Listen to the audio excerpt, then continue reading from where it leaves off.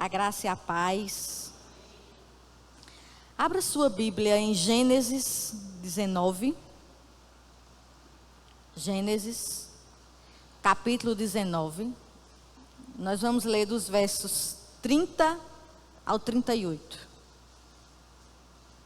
Gênesis 19, do 30 ao 38. Posso ler? Diz assim a palavra do Senhor.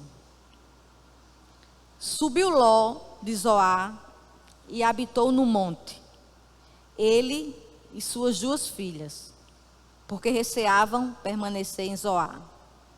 E habitou numa caverna, e com ele as 2 filhas. Então a primogênita disse à mais moça: nosso pai está velho, e não há homem na terra que venha unir-se conosco, segundo o costume de toda a terra. Vem, façamo-lo beber vinho, deitemo-nos com ele e conservemos a descendência de nosso pai.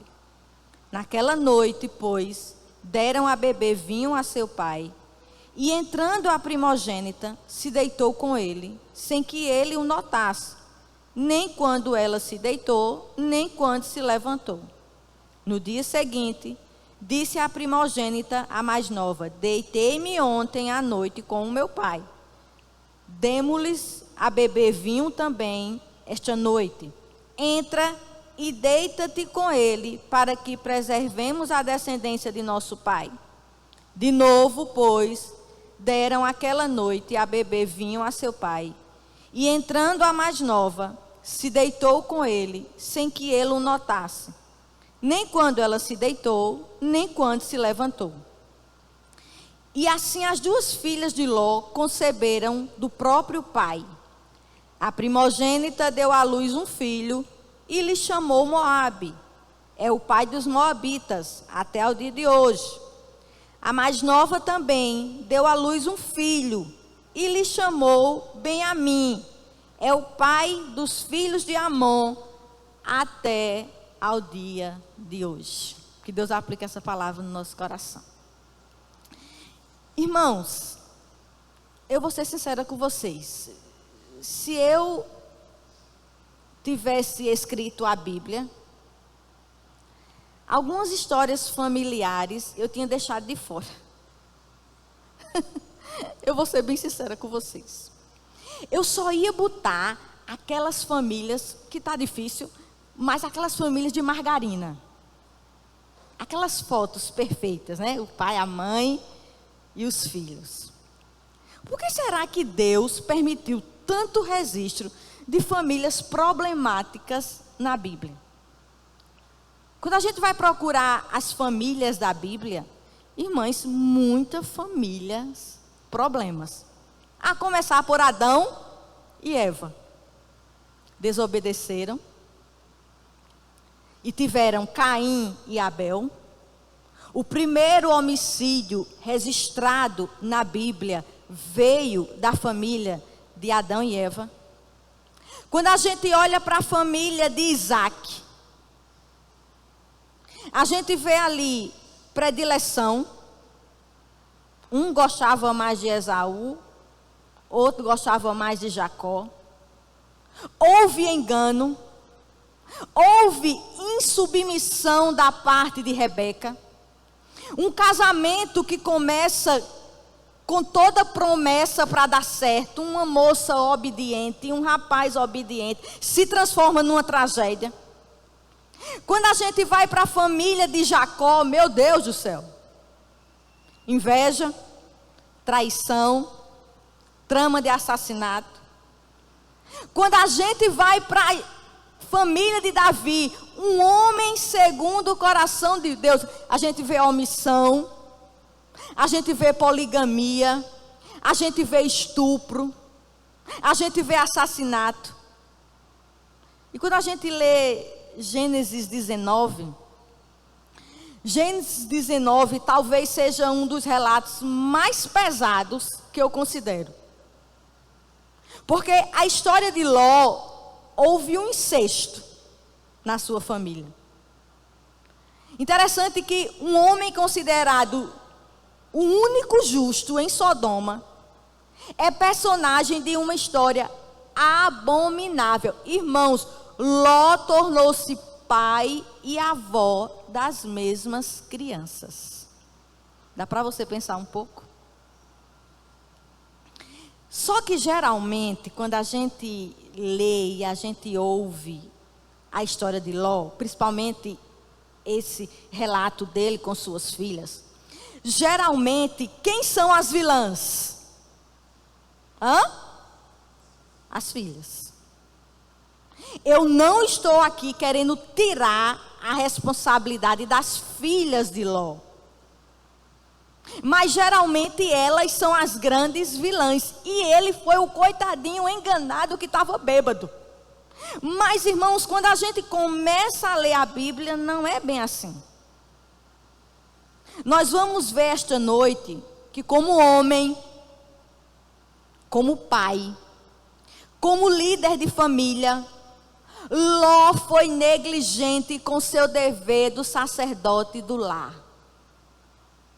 E o homem, quando ele não exerce a sua função e o seu dever, ele traz problema para a sua família.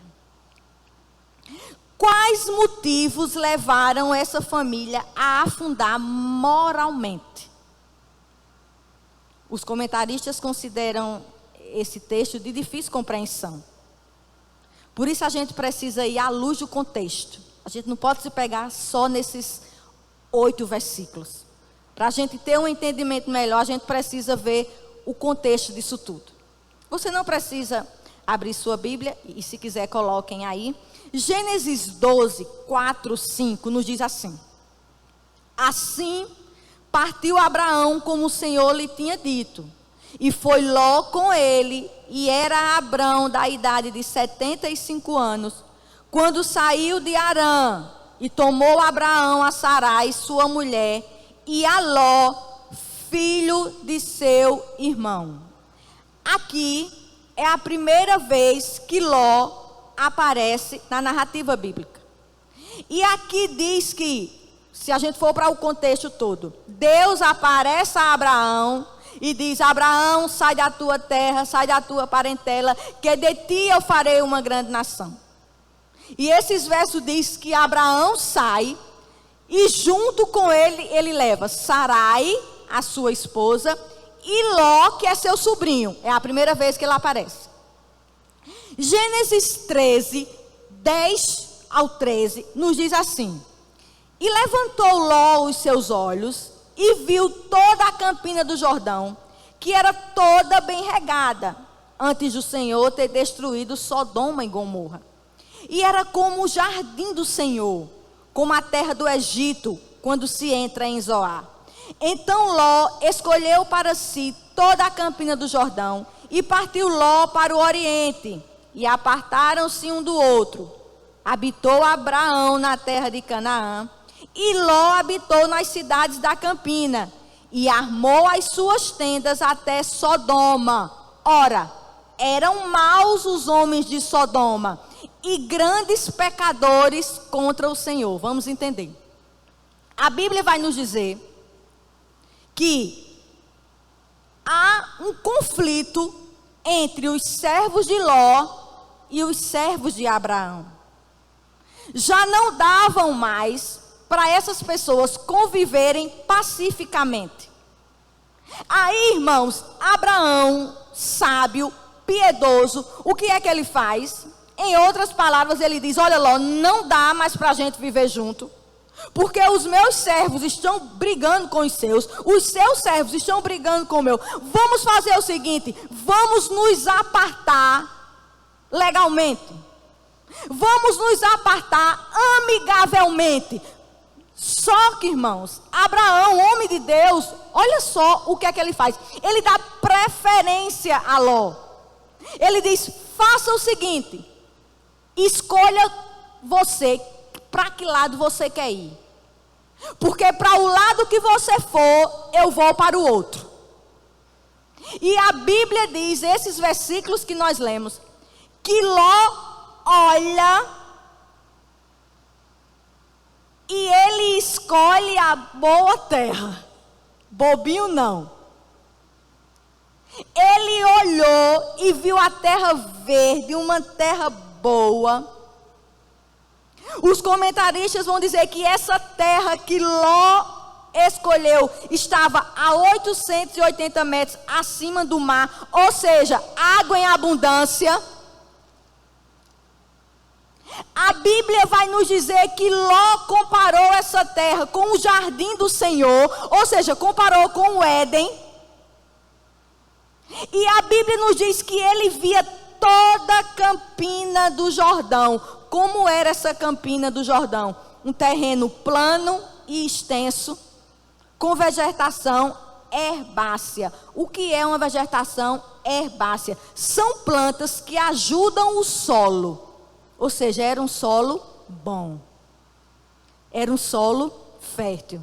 O que foi que Ló fez, irmãos? É aqui mesmo que eu fico. Porque é aqui que eu vou ter é aqui que eu vou ter prosperidade. É aqui que eu vou ter uma vida confortável. Porém, irmãos, Ló só não levou em conta o principal problema. Que essa terra maravilhosa, que essa terra que tinha água, que essa terra que era fértil, era perto de Sodoma. Ló fez o que eu e você faz. Quando as oportunidades surgem para nossas famílias, a gente olha primeiro o lado financeiro. Se apareceu o emprego dos sonhos, não importa se não tem igreja, não importa para onde você vai, foi Deus que lhe deu. Foi isso que Ló fez. Ló não percebeu que apesar da terra maravilhosa, existia uma Sodoma perto. E o verso 3 vai dizer: ora, os homens de Sodoma eram maus. Irmãos, como era o estilo de vida de Sodoma? Gênesis 18, 20 diz assim: disse mais o Senhor, porque o clamor de Sodoma e Gomorra se tem multiplicado, e porquanto o seu pecado se tem agravado muito. Gênesis 19, 24. Então o Senhor fez chover enxofre e fogo do Senhor desde os céus sobre Sodoma e Gomorra. Quais pecados tão terríveis eram esses de Sodoma? Eu sei que nós temos a tendência de relacionar Sodoma e Gomorra só com o quê? Orgias e relações sexuais ilícitas. Quando você vai para um lugar que tem muita bebida, muita depravação, aí você diz: misericórdia, eu hoje estava em Sodoma e Gomorra. Não é assim que a gente diz? Porque a gente tem essa mania de só associar Sodoma e Gomorra a relações sexuais ilícitas. Era também, mas não era só. Gênesis 19, 4, 5 diz assim: e antes que se deitassem, cercaram a casa os homens daquela cidade. Os homens de Sodoma, desde o moço até o velho, todo o povo de todos os bairros, e chamaram a Ló e disseram-lhe: onde estão os homens que a ti vieram nesta noite? Traze-os fora a nós, para que os conheçamos. Realmente, Sodoma e Gomorra era uma cidade em que práticas sexuais ilícitas era praticada. Judas 1,7 vai dizer assim: assim como Sodoma e Gomorra e as cidades circunvizinhas, que havendo-se entregue à fornicação como aqueles, e ido após outra carne, foram postas, por exemplo, sofrendo a pena do fogo eterno. Então, Sodoma e Gomorra tinham práticas sexuais ilícitas, sim. Porém, irmãos, não era só isso. Jeremias 23, 14 diz assim: mas nos profetas de Jerusalém vejo uma coisa horrenda: cometem adultérios e andam com falsidade, e fortalecem as mãos dos malfeitores, para que não se convertam da sua maldade. Eles têm se tornado para mim como Sodoma, e os seus moradores como Gomorra. tinha práticas sexuais ilícitas, mas também tinha corrupção. Ezequiel 16, 49 e 50 diz: eis que esta foi a iniquidade de Sodoma, tua irmã. Aí ele começa a dizer o que tinha também: soberba, fartura de pão e abundância de ociosidade. Teve ela e suas filhas, mas nunca fortaleceu a mão do pobre e do necessitado. E se ensoberbeceram e fizeram abominações diante de mim. Portanto, vendo eu isto, as tirei dali. Então, Sodoma e Gomorra era verdadeiramente um lugar terrível. Não era um lugar para educar filhos. Não era um lugar para se constituir família. Porque tinha todo tipo de pecado. Mas, irmãos, Ló, ao priorizar o lado material, negligenciou a vida espiritual da sua família. Ló leva sua família para perto da luxúria, para perto do pecado. O que é que nós podemos aprender aqui? A primeira coisa: benefícios materiais não são mais importantes do que a vida espiritual da sua família. Nada pode tomar o lugar da tua preocupação de como vai ficar a tua família espiritualmente. Deixa eu dar um exemplo bem prático.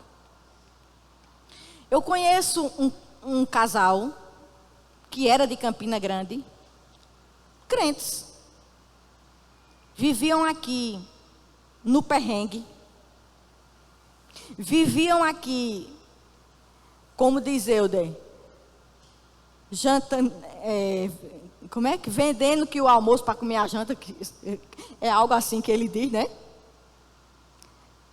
Vivia num aperto.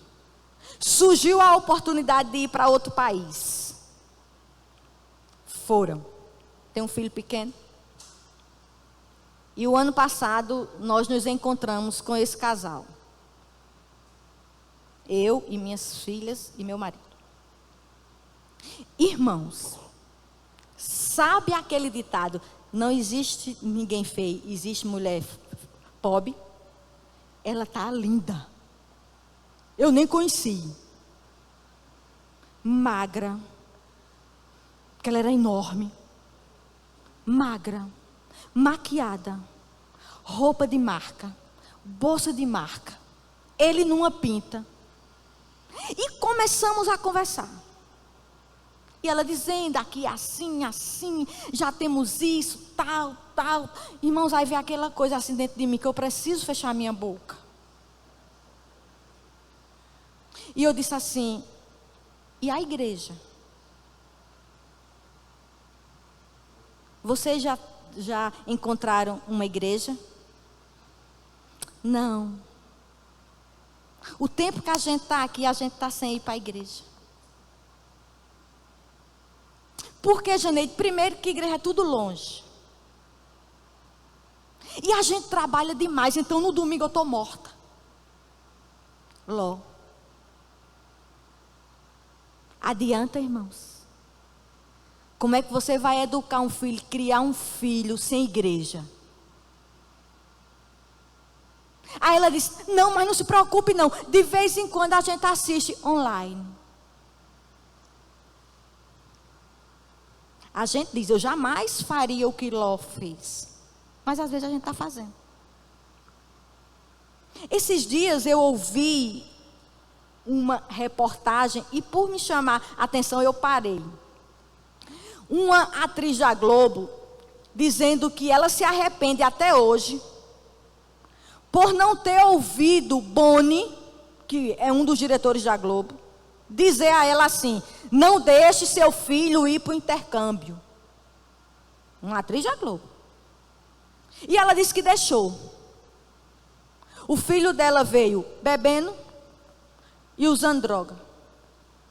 E eu pensei assim: claro, não é filho de crente. Intercâmbio é uma bênção. E é, irmãos, eu não estou dizendo que não é não. Mas coincidentemente, nessa mesma semana, eu conversava com duas mulheres piedosas, duas mulheres de oração. E uma disse assim: Janeide, eu me arrependo quando eu permiti meu filho ir para um intercâmbio. Meu filho foi criado dentro da igreja. Meu filho tocava no louvor. E quando voltou, estava questionando a fé cristã.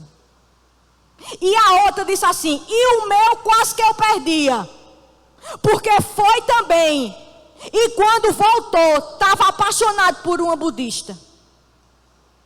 Aonde é que eu quero chegar? Eu quero lhe dizer que nem sempre, aos nossos olhos, aos olhos da sociedade, o que é bom para a nossa família é o adequado. O que adianta? O que adianta? Ló fez isso. Ló olhou o material. Ló disse: eu vou me dar bem. É uma terra próspera. É uma terra boa. Mas, irmãos, foi para perto de Sodoma e Gomorra. A gente precisa parar de definir famílias prósperas com famílias abastadas. Nem sempre. A maior riqueza de uma família se chama evangelho. A maior riqueza de uma família é evangelho. E um comentarista vai dizer: os olhos de Ló estavam voltados para as cidades pecaminosas dos homens. E ele obteve o sucesso do mundo, a falência espiritual e um fim vergonhoso. Eu não estou dizendo que seu filho não faça intercâmbio, não é isso. Mas eu estou dizendo que você pese na balança. Que você veja se vale a pena. A alma do seu filho é mais precioso. A alma da sua esposa é mais preciosa. A alma da sua família, a saúde espiritual da sua família é mais preciosa. Aí a história de Ló continua. Nós não vamos ler, mas eu vou só citar que Gênesis 19 começa dizendo que os dois anjos vão a Sodoma.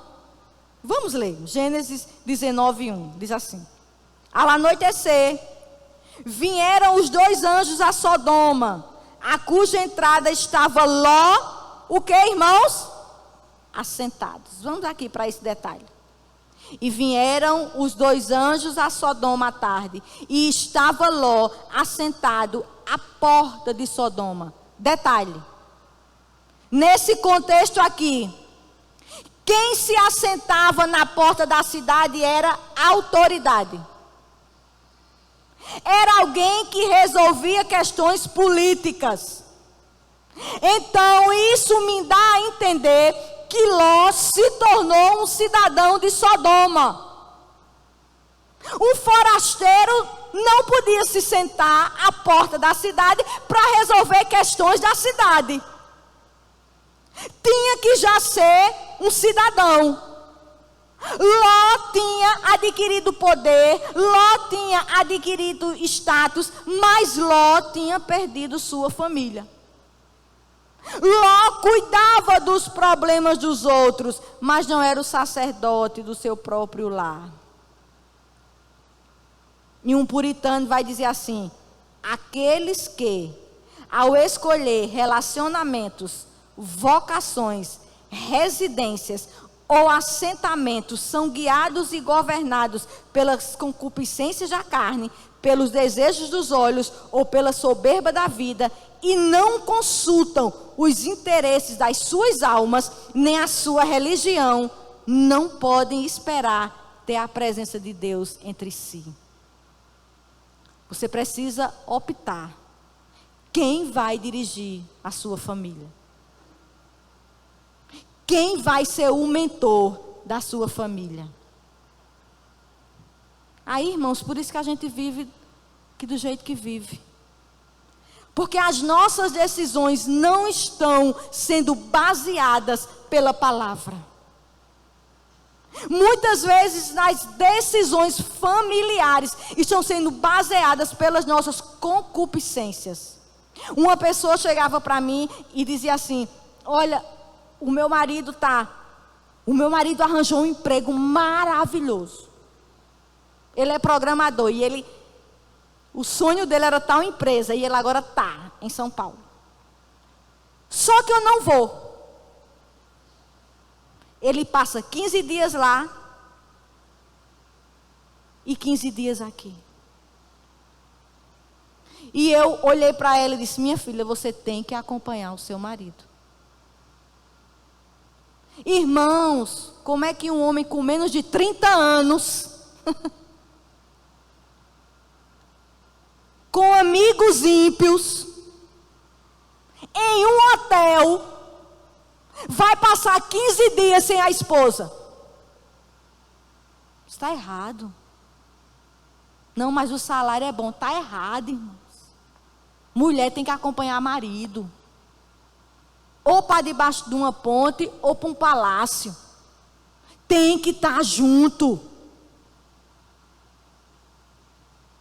A gente está fazendo tudo errado. Em nome do dinheiro, em nome do bem-estar. Está errado. E Gênesis 19, o resumo basicamente dos primeiros versículos é o seguinte: é que Deus, ele cumpre a sua palavra, que ele ia destruir Sodoma e Gomorra, e ele pede a Ló para correr da cidade com sua esposa e os filhos. Todo mundo já sabe dessa história. A esposa de Ló olha para trás e vira uma estátua de sal. Todo mundo interpreta que talvez o fato dela ter olhado para trás é porque o coração dela estava em Sodoma. Talvez com nostalgia de deixar sua casa, de deixar seus bens, de deixar seus relacionamentos. E esse olhar para trás traz a tendência de voltar atrás, de não prosseguir. É por isso que Jesus diz em Lucas 17:32, lembrai-vos da mulher de Ló. Aí é nesse contexto que a gente vai entrar agora em Gênesis 19:30.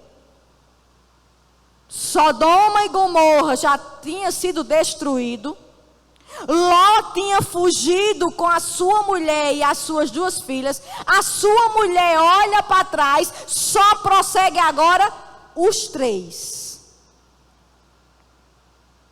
E eu quero começar aqui destacando a postura de Ló e das suas filhas. Vamos ler novamente dos versos 30 ao 35.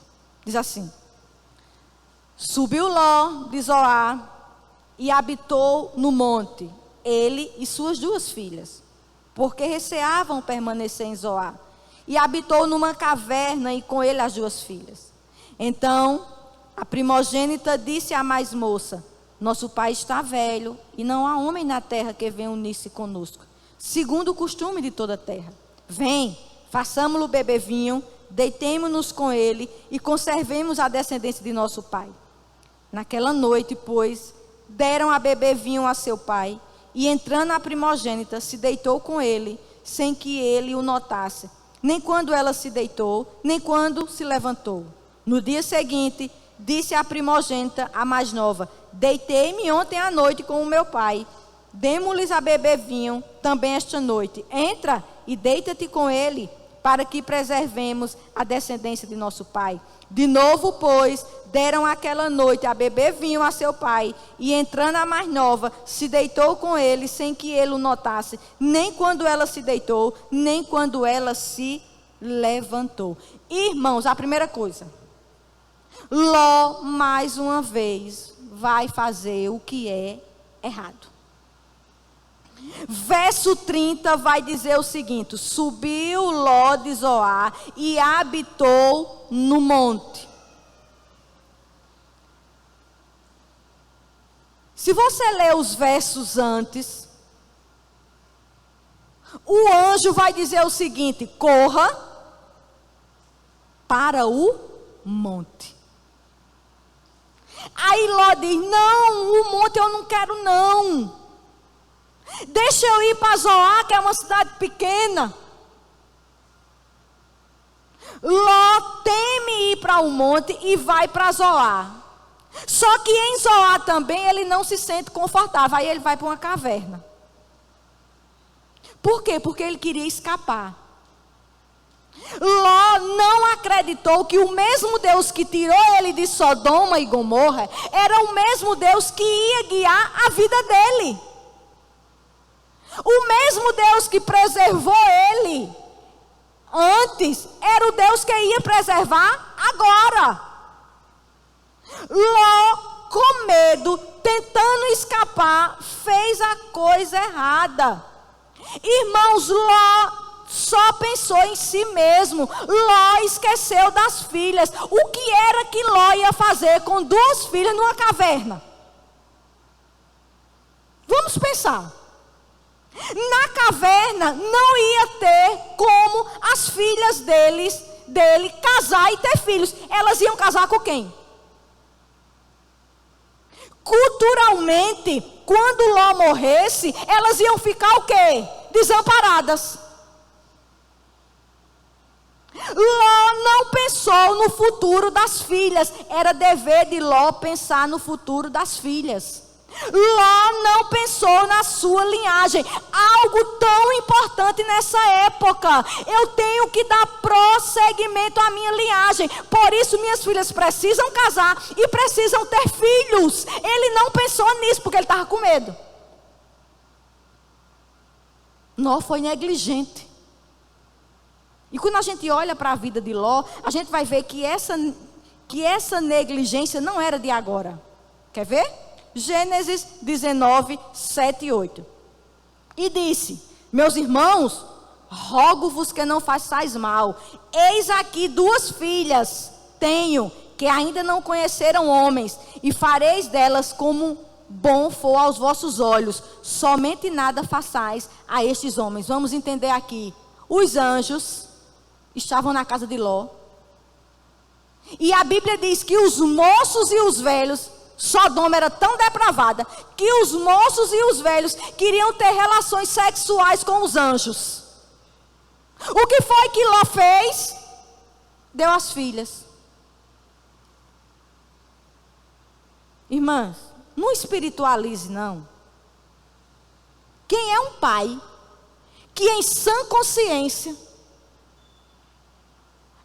por pior que seja, vai oferecer suas filhas para serem estupradas?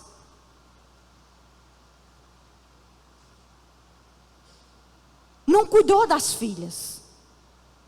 Quem é um pai que, se um bandido entrar dentro de casa, ele vai oferecer as filhas para serem estupradas? Foi isso que Ló fez. Outra coisa, Gênesis 19, 14. Então saiu Ló e falou a seus genros, aos que haviam de tomar suas filhas, e disse: levantai-vos, saí deste lugar, porque o Senhor há de destruir a cidade. Foi tido, porém, por zombador aos olhos de seus genros. Outra negligência. Irmãos, as filhas de Ló namoravam com os homens de Sodoma. Ia casar. Que belo pai. Que belo pai. Diferente de Abraão, que se preocupou com quem Isaac iria casar. Sempre foi um homem negligente. Como homem, como chefe de família, você precisa cuidar da sua família. Gente, sabe o que foi que um pastor disse a mim? Eu não vou mais para a palestra de casais. Por quê? Porque só sabem falar dos deveres do homem. E as mulheres não é nada não? Você é o chefe, camarada. A responsabilidade é sua. Meu Deus, eu amo não ser homem. Eu não preciso trabalhar para sustentar minha família. Se as coisas derem errado, não vem para cima de mim. Se o ladrão aparecer, não sou eu que vou ficar na frente. Gente, eu amo ser mulher. Eu não sei por que as feministas querem direitos iguais. Eu amo o sexo frágil. I love you. Ser homem é difícil, irmãos. A responsabilidade é sua. O dever é seu. O feminismo tirou o poder de decisão, de liderança do homem. Hoje temos homens passivos, omissos e frágeis. Ai, meu Deus, eu estou vendo a hora o homem chorar com o TPM. Kate Miller, influenciada por Simone de Beauvoir, fala pela primeira vez sobre patriarcado. Essa sociedade, as mulheres são oprimidas porque a gente precisa acabar com o patriarcado. Mas sabe como a gente acaba com o patriarcado? Desconstruindo a masculinidade. E sabe o que é a palavra patriarcado no grego? Governo do pai. Deus é um Deus que governa. Porque Ele é pai. E quem é pai manda. Quem é pai ordena. Quem é pai decide. Viva o patriarcado. Eu acho que daqui a pouco esse vídeo baixa. Tem misericórdia. Homens passivos. Uma conhecida minha estava com crise de ansiedade, com síndrome do pânico, e chamou o marido para compartilhar. Ela disse que quando terminou ele estava chorando. Ela disse: eu me senti péssima. Eu estava querendo que ele me ajudasse, que ele dissesse: eu estou com você, a gente vai vencer. Ele estava chorando, irmãos. Que homem é esse? Mas a gente não pode falar mais isso nas igrejas. Omisso. Ló foi omisso. Tome as rédeas da sua família. Homem, em amor, em sujeição à palavra, mas com firmeza. Seja firme. Seja macho. Mulher não admira quem ela manda. Mulher não respeita quem ela manda. Porque ela não foi feita para mandar. Ela foi feita para auxiliar. Olhe para sua esposa como um vaso mais frágil. Olha que coisa linda. Que você tem cuidado, que você tem zelo, que você sabe pegar. Mas seja homem. Tem homem que a mulher, quando olha, o homem se acaba. Acabou-se o homem, morreu o homem. Gerando filhos fracos e mulheres mandonas. Seja homem. A primeira e a última palavra tem que ser a sua. Efésios 5:23 diz: o marido é o cabeça da mulher. Irmãos, onde estava Adão quando Eva conversava com a serpente? Aonde estava? Onde estava Davi quando a sua filha estava sendo estuprada pelo meu irmão? Onde estava Davi quando Absalão tramava matar Aminon? A Bíblia diz que todo Israel sabia. Onde estava Eli quando seus filhos faziam o que não devia no templo? Onde você está? Quando teus filhos são viciados em celular? Aonde você está quando tua esposa anda como mexeriqueira de porta em porta, andando sensual e o nome de Deus é blasfemado? Aí vamos para o ECC, não tenho nada contra, vai morrer indo para o ECC. Vamos para isso, não adianta. E os puritanos diziam o seguinte, muitas vezes, se referiam ao lar como a pequena igreja, e ao pai como o pastor do seu pequeno rebanho. Você é o pastor da sua casa. Você é o pastor da sua casa. Pare de perguntar a filho: filho, você me ama?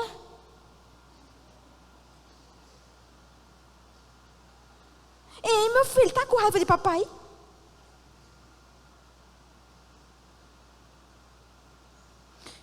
Eu gosto muito de Douglas Wilson.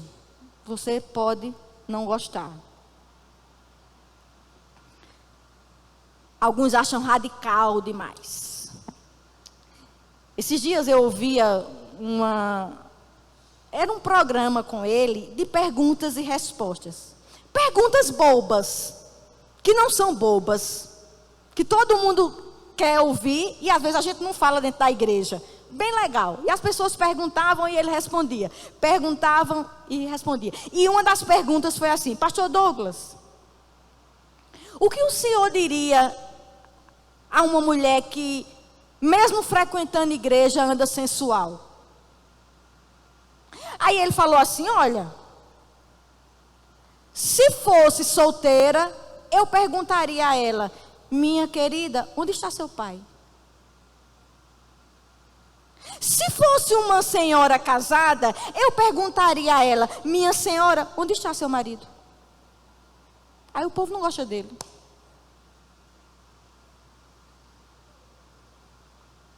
Ló foi negligente. Versos 31 ao 35. Vamos lá?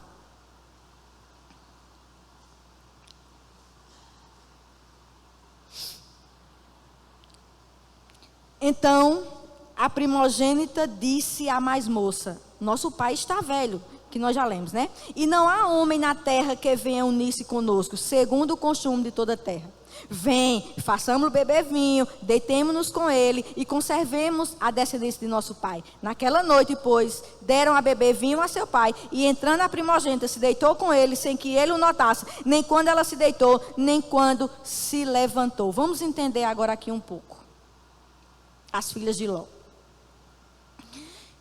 Irmãos, primeira coisa, ao se verem diante de um problema, elas não recorreram a Deus. Qual era o problema das filhas de Ló?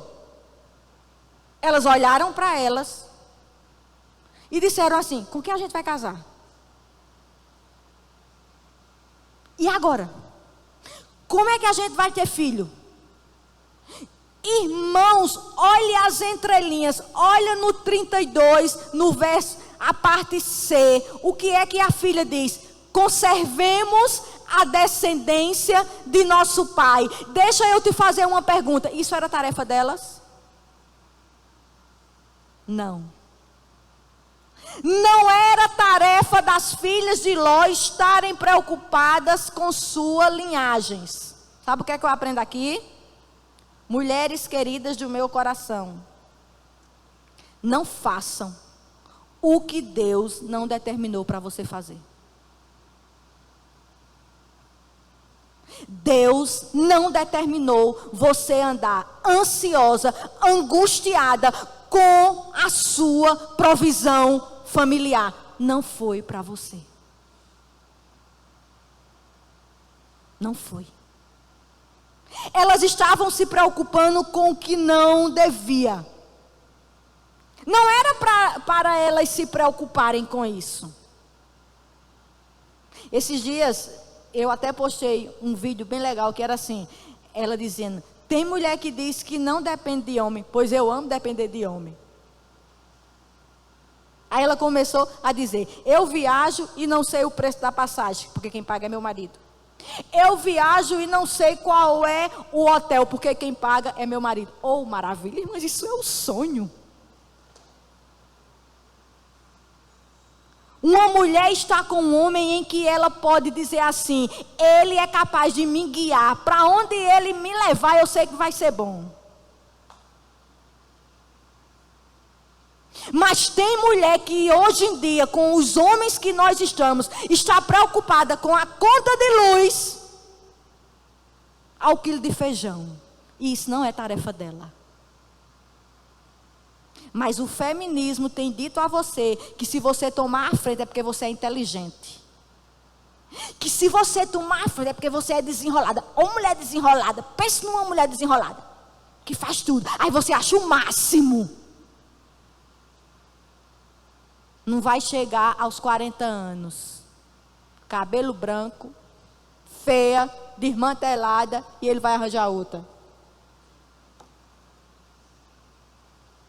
Não se meta, em palavras bem simples, aonde você não é chamado.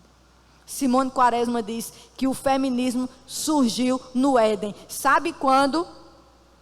Quando a serpente perguntou a Eva: é verdade que vocês não podem comer nada? Aí ela diz assim: era para Eva ter dito assim: eu não sei, eu vou chamar o meu marido. Eu acho isso sensacional. E eu falo muito, irmãos, eu falo muito. Aí, às vezes eu diz isso lá em casa. Olhe, não fale, diga assim, o meu marido vai responder. É a Eva caída ainda, querendo reinar. Não era papel delas se preocuparem com a linhagem. A cosmovisão das filhas de Ló era pagã, era mundana. Porque se elas viviam em um mundo pagão. Irmãos, vamos pensar. Qual é a diferença de um pai que dá as filhas para serem estupradas para um pai que dormiu com suas filhas? Não. Existe, pastor Jorge, muita diferença? Não, irmãos. Elas estavam acostumadas a ver essas coisas. Aí Calvino vai dizer assim: as escrituras devem ser a nossa lente para enxergar o mundo. Irmão, não avalie a situação da sua família fora da Bíblia. Por mais danosa, por mais difícil que esteja a situação da sua família, não tome decisão fora da Bíblia. Porque foi isso que elas fizeram. Elas fizeram o que era mais conveniente. Agiram de acordo com a cultura pagã de Sodoma. Queriam normatizar o que é normal. Irmãos, tem coisa que não é normal. Não normatize nada na sua família que não é normal. Irmãos, que coisa terrível se deitar com o próprio pai. E eu fico pensando, é isso que a gente vê hoje. Ou não? É isso que a gente vê hoje. Incesto, irmãos, é pecado, é abominável aos olhos de Deus. Em Levítico era punido pela morte. Como as filhas de Ló, como nossos lares estão sendo influenciados por essa cultura. A forma como nós enxergamos maternidade. Diz como a gente está conivente e como a gente está amando essa cultura. A forma como nós educamos nossos filhos. As nossas aspirações familiares. Os nossos relacionamentos com nossos cônjuges. Tudo está afetado por essa cultura pagã que não tem compromisso com as escrituras. Como vamos ter famílias santas dessa forma, se a nossa mentalidade é mundana? Se os nossos filhos são mundanos? Se o desejo dos nossos filhos é ser cantor, é ser jogador? Eu não estou dizendo que isso é problema, mas entenda, irmãos, quais as aspirações das nossas famílias. Quais os planos das nossas famílias? Você já parou para pensar isso? Qual foi o ponto fraco de Ló? A bebida. E eu agora pergunto, e crente bebe? E crente bebe, irmãos? 2 dias seguidos, ficava tão bêbado que nem lembrava do que tinha feito. A embriaguez facilitou o plano. E 1 Tessalonicenses 5:8, Paulo diz: sejam sóbrios.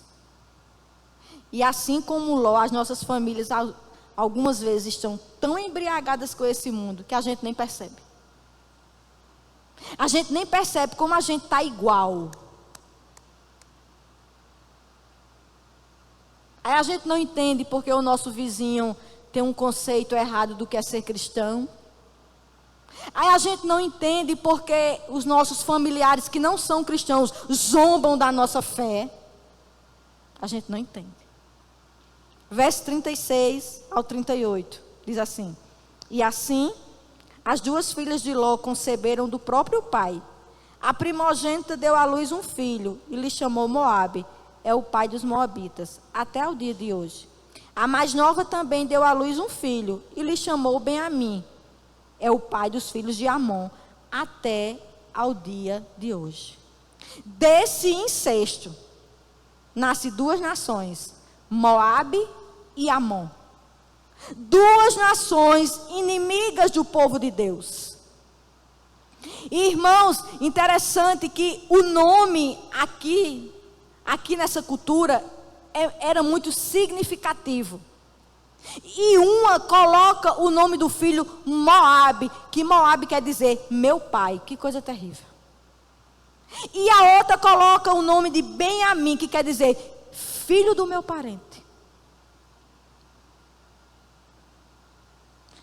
O deus Baal-peor era o deus dos moabitas. Nasceu de Ló. O culto a Baal-peor tinha queima de incenso, sacrifício de animais e humanos, e eles cortavam o seu corpo. Moloque era o deus dos amonitas. O culto tinha atos sexuais e sacrifícios de crianças. Contam os historiadores que era a coisa mais terrível do mundo. Disse que Moloque era representado por um homem alto de ferro. E no ventre dele tinha um buraco. E era ali que as crianças eram jogadas para serem queimadas. Veio de Ló. Como termina essa história? Ló e suas filhas, a gente não se fala mais. O que se vê falar é das duas descendências desse incesto. Nações pagãs, ímpias e pervertidas.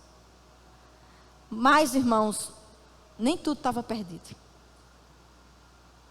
Eu seria muito cruel se eu terminasse aqui.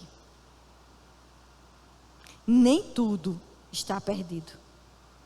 Porque com Deus sempre existe uma graça salvadora. Restauração, misericórdia. De Moabe, quem foi que saiu? Vamos lá? Ruth. De Ruth veio Obed, pai de Jessé, que foi pai de Davi. De Davi veio o Messias. A tribo de Judá, de onde veio Jesus, descendeu de uma moabita. Ruth, uma moabita, tem o seu nome na árvore genealógica de Jesus. Quando Jesus entra, tudo faz diferença. Aonde é que eu quero chegar? Que você hoje, à luz do Evangelho, você pode fazer diferença.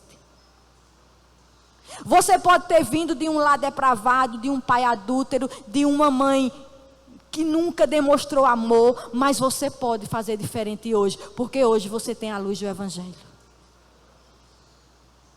Hoje nós fomos alcançados por o Evangelho. É o Evangelho que dá o entendimento de quem é Cristo, o que Ele fez por nós e toda a diferença. Oh, irmãos, quando eu olho para algumas pessoas, eu digo, meu Deus, o que seria dessas pessoas sem o Evangelho? As minhas filhas têm uma amiga que é de uma cidadezinha perto de Campina. A mãe louca, louca mesmo, louca. Várias vezes tentava se matar e matar ela.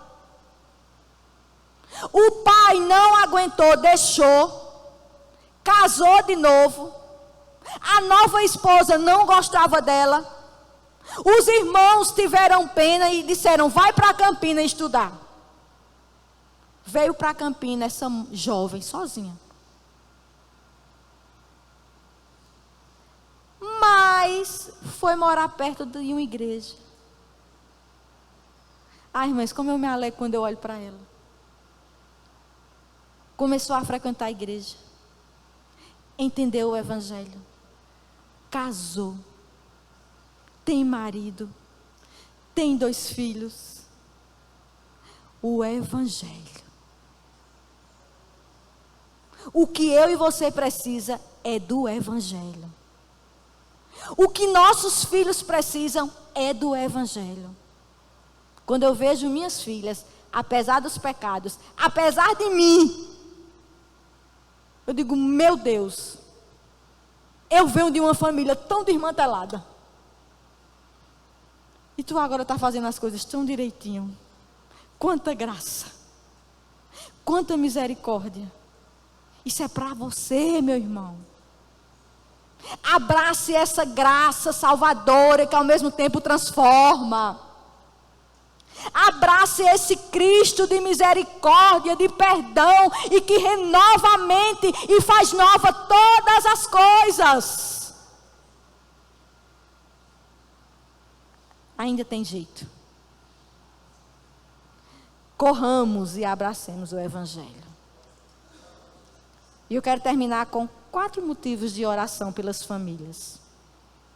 Primeiro motivo. Não negligencie suas obrigações familiares. O que Deus te colocou para fazer, faça. Esposo, não negligencie. Esposa, não negligencie. O que Deus pediu para você fazer, faça.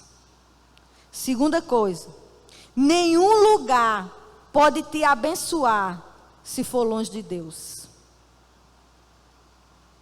Pode ganhar rios de dinheiro. Tua família precisa de igreja.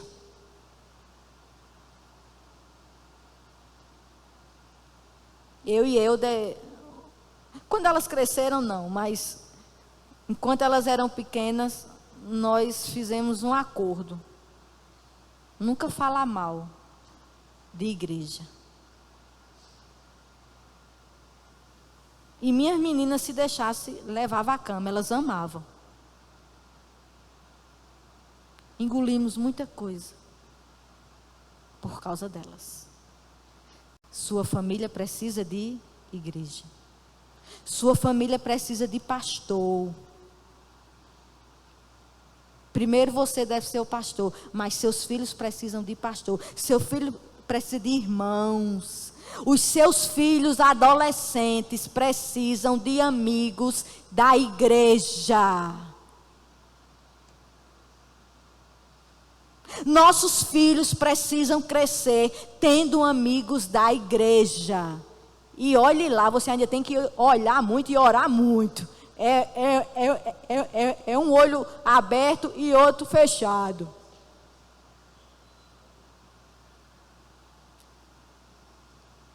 Nada vale a pena. Adianta se mudar para um local que não tem igreja? Adianta emprego que você não tem tempo de vir para a igreja? O que adianta teu filho estudar e não vir para as coisas da igreja?